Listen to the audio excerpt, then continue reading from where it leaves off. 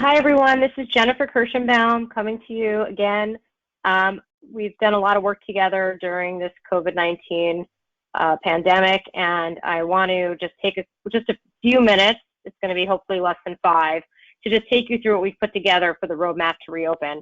A lot of our clients have been calling and saying that they just don't know what the first step is to even start bringing people back, and they're having a really difficult time wrapping their brain around that and just doing so where they feel like they're going to have some protection. So what we spent our time doing is putting together a roadmap to reopening, which is for written protocols for your staff and patients or customers as you come back online. So you may have seen that we've already let you know that we've put these together, but I've had a lot of questions on what is in it. Can you see a copy in advance? Which, of course, the answer is no, because it took us, this is a culmination of all of the knowledge that we have and everything that we've been processing since the start of this thing. So this is 6 weeks of proprietary information that we're now sharing with everyone, and we're going to be charging $250 a de minimis, basically, customization fee for each individual business or practice that's coming to us and asking us to compile this information. So just so you understand what we've compiled, the staff COVID-19 protocol is going to have information regarding the staff obligation when they're on site. So face coverings and hand hygiene is covered, practice or employer business infection control protocols, COVID-19 personnel screening, what you're going to be authorized to ask of the employees. There's going to be a return to work protocol if they are sick. So whether or not you're going to use the test-based resolution or the non-test-based resolution of COVID-19 for people to come back in and start working for you, we have that written out for you so you understand what the obligation is on the employer. From there also, we're going to have some protocols for your staff to follow when visitors or patients or customers come to your practice or business as you start coming back online.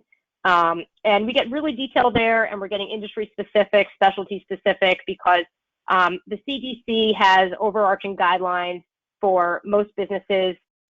They're actually very, very particular for healthcare practices, and security has their own specifics that have to be followed. And then from there, there's also specialty organizations that are crafting their own specific guidelines. So we're taking everything and the culmination of everything that we're calling from the particular industries that we spend a lot of time on, and anyone else who wants us to build out. We are doing so, and we're incorporating it into this written protocol. The back end, last page of the protocol, is going to be an acknowledgement form and an assumption of risk. And in that document, we have crafted language that we think is as secure as you're going to get, with the caveat that we're not entirely sure it's going to be enforceable, but based on past practices and prior pandemics and diseases that have gone through society, we do think you'll be pretty protected.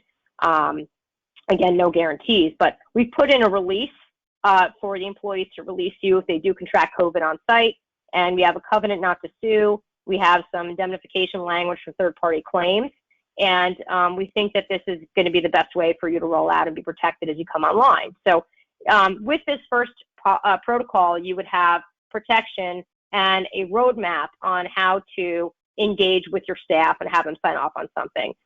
It also, of course, says in the acknowledgement form that they understand that they're ready, able, and willing to come back to work and they're not currently sick. So that's the first document. The second document we've put together is a patient-informed consent, or depending on your other industry, a customer-informed consent that also has liability protection. Now, for those of us who know informed consents in general, you understand that you have to give information about what the person is releasing a potential claim from. And so we have particular language crafted around that. And then we have the legal language that we're hoping is going to give you the best position protection. And again, no guarantees, but we're doing the best that we can from the information that we've culled, and we see that best practices, recommendations that are out there. We also have specialty-specific employer guidelines. And the reason why this is a different document than the first document I talked about, the staff protocols, is because there's industry recommendations for employers that you may or may not elect to adopt, and how you are going to roll that out and give your staff actual direction on who's doing what and how you're going to implement is going to vary.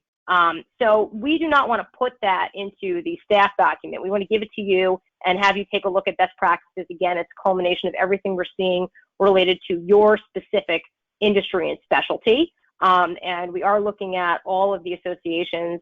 The national ones, for the most part, have the most information. We're not going state by state. For those of you in New York, we are familiar with what your local places are doing. But most associations on the local level are deferring to CDC or the national associations from what we're seeing. So we believe firmly that to get started and reopen, the best place to start is with taking the chaos and turning it into organization. So written protocols for restoring staff, adopting best practices for screening and cleaning, and protecting from liability.